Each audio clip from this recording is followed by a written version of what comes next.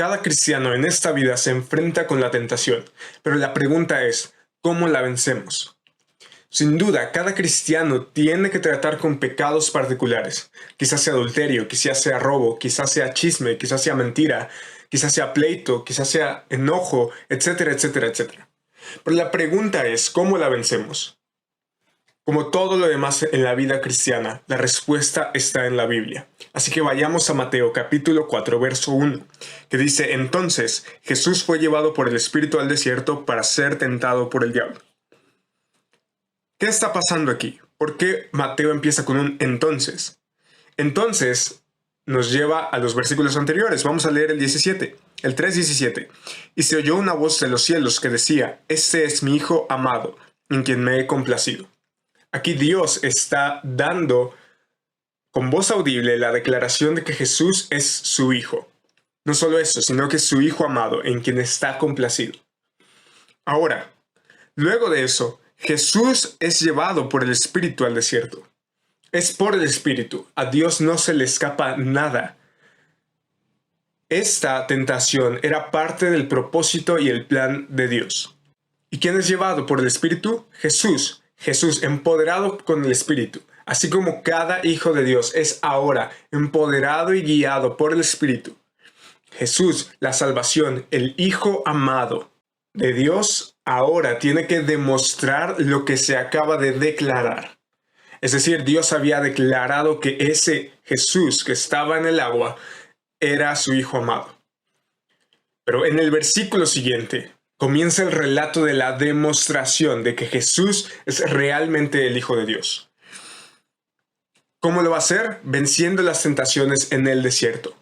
Desierto, curiosamente en el griego, no es un sustantivo, es un adjetivo, lo cual significa que es un lugar desolado, desierto, inhóspito, vacío.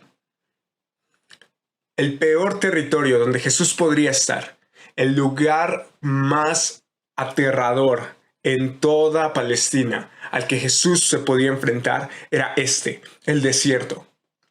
Así como Adán fue tentado en un paraíso con una compañera y aún así pecó, Jesús ahora, en contraste, es tentado en el vacío, seco, árido y caluroso desierto de Judea. Sin embargo, a pesar de estar completamente solo, sin ninguna ayuda idónea, pero con la asistencia del Espíritu, vence donde Adán fracasó. ¿Pero para qué va el desierto? ¿Para un retiro espiritual? ¿Para hacer un espectáculo? ¿Para presentarse al mundo? No, va a ser tentado por el diablo. El propósito de ir al desierto, siendo guiado por el Espíritu lleva a Jesús al desierto para ser tentado. Ese es el propósito. Pero ¿por qué Santiago nos dice que Dios no tienta a nadie, ni Él puede ser tentado? ¿Por qué entonces Jesús se nos dice que es tentado? Y no solo eso, sino que el Espíritu lo lleva a ese lugar. Bueno, la palabra griega es peraizo, que significa probar o tentar, y según el contexto se traduce de diferente manera. En este caso, cuando el diablo es el que hace la acción, se traduce como tentar, incitar al mal. El diablo, un ser real, que aún está en contra de todo lo que tiene que ver con Dios, incluso en este día, tienta a Jesús. Su misión es tentar a Jesús. De manera que después de haber ayunado 40 días y 40 noches, el verso 2 nos dice que entonces tuvo hambre. Adán estaba alrededor de hermosos y frutales árboles, pero Jesús estaba completamente solo en el desierto sin ningún tipo de alimento durante 40 días y 40 noches, que es el máximo que un hombre podía soportar. Y dice que entonces tuvo hambre. Y esta es la situación perfecta para el versículo 3, donde comienzan las tentaciones. Y acercándose el tentador, es decir, el diablo, le dijo, si eres hijo de Dios, ordena que estas piedras se conviertan en pan. Y aquí vemos la primera punzada de Satanás. Si eres hijo de Dios. Esto no es que Satanás haya puesto en duda la autoridad de hijo de Dios que tenía Jesucristo, sino que más bien, en el griego esto tiene implicaciones de Si eres hijo de Dios y te lo concedo, entonces dile a esas piedras que se convierten en pan. Otra forma de verlo es, ya que eres hijo de Dios, di que estas piedras se conviertan en pan. Satanás, por supuesto, sabía que podía hacerlo. Lo que no está puesto en duda es el milagro. Lo que está puesto en duda es qué debe hacer el Hijo de Dios. ¿Para qué vino el Hijo de Dios al mundo? ¿Acaso es para llenar estómagos, suplir necesidades físicas? Por supuesto que no. Y Jesús lo tenía claro. Por eso dice, pero Jesús le respondió en el versículo 4, escrito está. Y esto es un patrón que se va a repetir a lo largo de nuestro pasaje. Jesús, el Hijo de Dios, nuestro Salvador y nuestro máximo ejemplo, lucha con cada tentación diciendo escrito está. La autoridad máxima en la vida de Jesús eran las palabras del Padre. Tan es así que el texto que cita de Deuteronomio dice no solo de pan vivirá el hombre, sino de toda palabra que sale de la boca de Dios. Jesús está diciendo de ninguna manera, Satanás.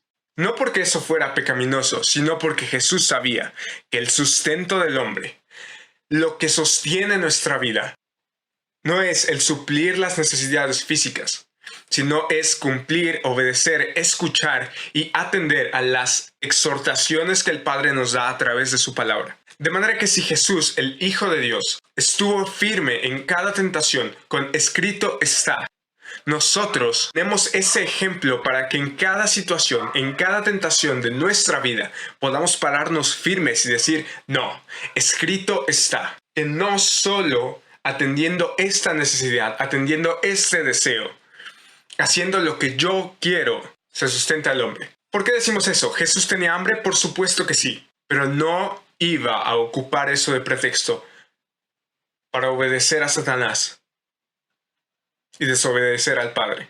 De ninguna forma. Más bien, Jesús se plantó firme y dijo, no, porque escrito está, en la Biblia está escrito esto. Y así debemos nosotros luchar con cada tentación. Entonces el diablo lo llevó a la ciudad santa y lo puso sobre el pináculo del templo, es decir, la parte más alta. Versículo 6, y le dijo, si eres hijo de Dios, lánzate abajo, pues escrito está, a sus ángeles te encomendará y en las manos te llevarán, no sea que tu pie tropiece en piedra. Este segundo ataque de Satanás estaba citando el Salmo 91, versos 11 y 12. Satanás básicamente lo que dijo fue, de acuerdo, vamos a la parte más alta del templo, de manera que ahora una caída de más de 100 metros sería un espectáculo enorme para demostrar el poder de Dios y para mostrar la suficiencia de la Escritura, porque acabas de decir, escrito está. Pero, ¿qué crees? También está escrito. A sus ángeles te encomendará y en las manos te llevarán, no sea que tu pie tropiece en piedra. Pero Jesús, sabiendo que Satanás estaba torciendo la Escritura, le contestó, también está escrito, no tentarás al Señor tu Dios. De ninguna manera, Satanás. Muchas personas podrían, en especial los judíos, podrían pensar que el Mesías debía manifestarse de esa forma. Ir al templo donde todos pudieran ver esa gran hazaña. Un hombre cayendo de más de 100 metros de altura, levantado por ángeles, proclamando que Él es el Hijo de Dios. Sería perfecto. Pero, ¿qué pasa? Ese no era el plan de Dios para Jesús. Jesús no iba a ceder al sensacionalismo que querían las personas. De manera que cita de nuevo las Escrituras diciendo, no tentarás al Señor tu Dios. Eso está en Deuteronomio 6:16. Así que otra vez el diablo lo llevó a un monte muy alto y le mostró todos los reinos del mundo y la gloria de ellos. Y le dijo, todo esto te daré si te postras y me adoras. Ahora el diablo le muestra todos los reinos del mundo que finalmente están destinados para Jesús, Rey de Reyes, Señor de Señores, quien algún día juzgará a las naciones con justicia. Pero ¿qué pasa? El diablo le dice, todo esto te daré si te postras y me adoras. Esto es alarmante. El diablo ya no está más disfrazado, sino que está explícitamente incitando a Jesús a una adoración. Por supuesto que Jesús no se iba a prestar a esto. Estaría tomando un camino diferente al de la cruz, diferente al plan del Padre. De manera que Jesús dice, vete, Satanás. De ninguna forma No hay caminos cortos hacia la cruz. Afortunadamente, nuestro Mesías, nuestro Señor, dice, no, vete, Satanás, porque escrito está. Jesús cita las Escrituras y dice, al Señor tu Dios adorarás y solo a Él servirás. Y cuando Jesús ordena, vete, Satanás, el diablo no tiene otra más que obedecer al Hijo de Dios. Así que el versículo 11 nos dice, el diablo entonces lo dejó, y al instante unos ángeles vinieron y le servían. Esta palabra de servir tiene que ver con suplir las necesidades fundamentales para la vida, que evidentemente, en este texto, es el hambre. Así que vemos que el Padre envía a sus ángeles, porque ahora el Hijo de Dios, quien había sido declarado por el Padre, complaciéndose en él, ahora está complacido en que salió victorioso de la tentación. Y lo declara Hijo de Dios al mandar ángeles a servirle, a suplir el hambre que Satanás intentó torcer, incitando a que las piedras se convirtieran en el pan. Los ángeles vienen y lo asisten, pero en el tiempo de Dios, no en el tiempo que Satanás quería de.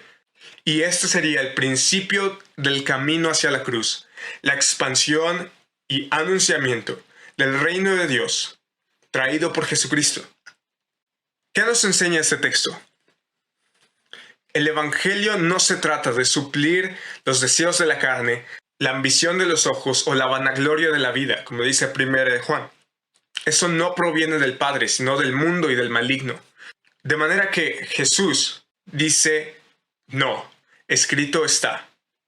El Evangelio se trata no de suplir necesidades físicas, no de satisfacer deseos sensacionalistas, ni siquiera de traer un reino de prosperidad y abundancia. No, más bien, el Evangelio se trata de creer en Cristo, vivir en el Espíritu, así como Cristo fue guiado en cada paso de su vida. Y agradar al Padre como Jesús quería agradarlo y honrarlo, como dice el texto que citó de Deuteronomio. Todo el proceso y crecimiento espiritual se sustenta en la palabra con las frases escrito está. Jesucristo no solo es nuestro máximo ejemplo de cómo vencer las tentaciones, sino que también las venció por nosotros. Su justicia perfecta nos es imputada en el momento en que creemos en su obra y en su persona. Para terminar, quisiera citar unas palabras del pastor John MacArthur. Dice, el mensaje esencial que Dios enseña en este pasaje es, cuando llegue la tentación, no la mire. En su lugar mire a Jesucristo. Mantenga la mirada en el ejemplo que Él dio y haga lo que Él hizo. Observe las maneras en que Jesús fue tentado y la forma en que resistió y aprenda de Él. El escritor de Hebreos, quizás pensando particularmente en las tentaciones de Jesús en el desierto, nos asegura, porque no tenemos un sumo sacerdote que no pueda compadecerse de nuestras debilidades. Es decir, Jesucristo, el que intercede ante el trono celestial por nosotros, nos entiende en nuestras tentaciones, en nuestras luchas. A los estómagos vacíos les dice, yo también tuve hambre. A los que están siendo tentados con los deseos de los ojos, les dice, yo también estuve tentado en lo mismo y resistí. Y los que están siendo tentados por la vanagloria de la vida, les dice, mantente firme. De manera que tenemos un sumo sacerdote que fue tentado en todo según nuestra semejanza, igual que nosotros, quizás peor, pero sin pecado. Porque Él venció cada tentación que tú y yo no podíamos vencer. Aún más animadora es una declaración anterior, en Hebreos 2:18. Dice, pues en cuanto Él mismo padeció siendo tentado, dado que Él sufrió la tentación, es poderoso para socorrer a los que son tentados. Dado que Él fue tentado en todo, es poderoso para socorrernos en cada una de nuestras tentaciones, en la tuya y en la mía. Jesús ha estado allí antes que nosotros, se ha enfrentado a lo peor que Satanás puede proveer y ha salido victorioso. Más que eso, Jesús está deseoso de participar esa victoria con los suyos cuando viene la tentación. 1 Corintios 10:13 dice, no os ha sobrevenido ninguna tentación que no sea humana, pero fiel es Dios, que no os dejará ser tentados más allá de lo que podéis resistir, sino que dará también juntamente con la tentación la salida, para que podáis soportar. Podemos obtener la victoria sobre la tentación solamente resistiendo en la forma en que Jesús resistió, estando en total obediencia a Dios y a su palabra. Jesús soportó la tentación hasta el mismo límite del poder de Satanás y resistió hasta ese mismo límite. No permitió en lo más mínimo que la tentación se le desarrollara en deseo, mucho menos en pecado. Jesús no caviló en el asunto ni le dio ninguna consideración. Simplemente permaneció firme en la voluntad de su Padre y dijo no. Hallamos ayuda contra la tentación, tal como encontramos ayuda para todo lo demás en la vida cristiana, mirando a Cristo. O en palabras de Hebreos 12:2, puestos los ojos en Jesús, el autor y consumador de la fe. Mantener los ojos puestos en nuestro Señor Jesucristo es nuestra única esperanza de vencer la tentación y correr fielmente, como dice Hebreos 12:1, con paciencia a la carrera que tenemos por delante. De manera que podemos preguntarnos, ¿cómo vencer las tentaciones? Viviendo a Cristo y mirando a Cristo. Viviendo tal como Cristo vivió, mirando las Escrituras y decir cómo lo haría Cristo. Cristo venció las tentaciones plantándose firme en sus convicciones por Dios y por la palabra, por honrar al Padre y por obedecer sus mandamientos. Y mirando a Cristo, sabiendo que nosotros no somos justos por nosotros mismos, sino que ya no vivimos nosotros, sino que vive Cristo en nosotros, y empoderados por el Espíritu, agradamos al Padre. De manera que vivimos a Cristo, porque tenemos a Cristo. Y miramos a Cristo porque Él venció y porque en su muerte nosotros tenemos vida. En su victoria nosotros somos más que vencedores por medio de aquel que nos amó. Así que nada ni nadie, ninguna tentación nos puede separar del amor que es en Cristo Jesús. De manera que, ¿cómo vencemos las tentaciones? Viviendo a Cristo y mirando a Cristo.